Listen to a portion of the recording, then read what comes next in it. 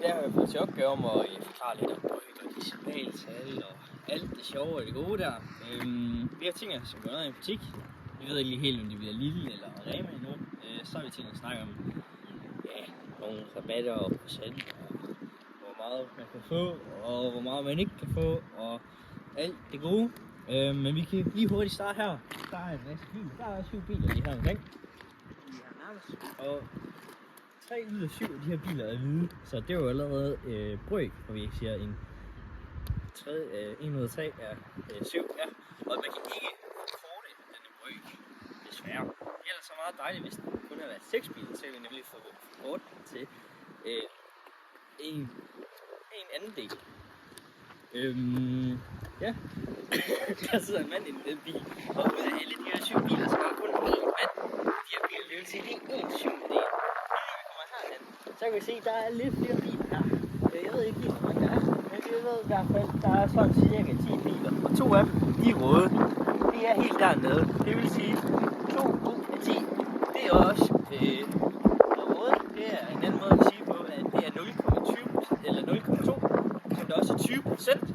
Der har vi lige fået brøker til decimaltal til procent. Ja, men kan man få kort for 10 og 2, altså 2/10 af en brøk? Kan man nu det? Ja, det kan man egentlig godt. Du kan sige 1/5. Bare dividere det med 2. Så tager du dividerer 2. 2, det giver 1. Og så dividerer du 10 med 2, det giver 5.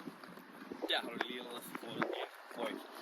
Og det er lidt om brøk og decimaltal og lige en hurtig intro. Hej.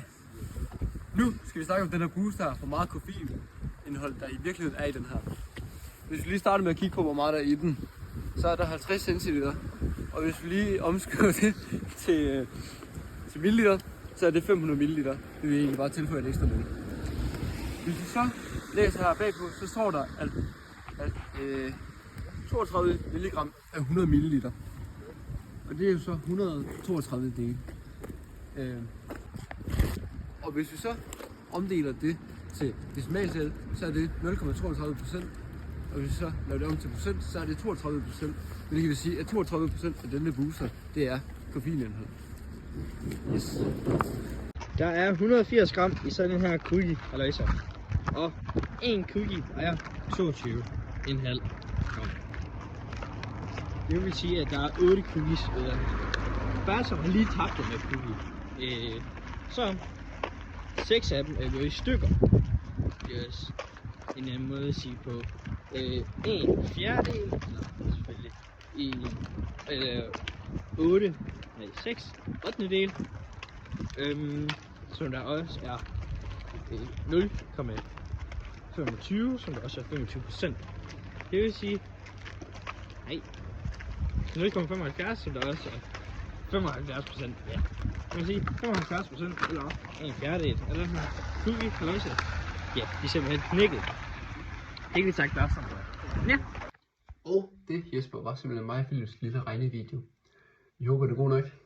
Det er nok ikke. Der mangler nok nogle ting, og der er nok nogle ting, der ikke er helt korrekte i den her video her.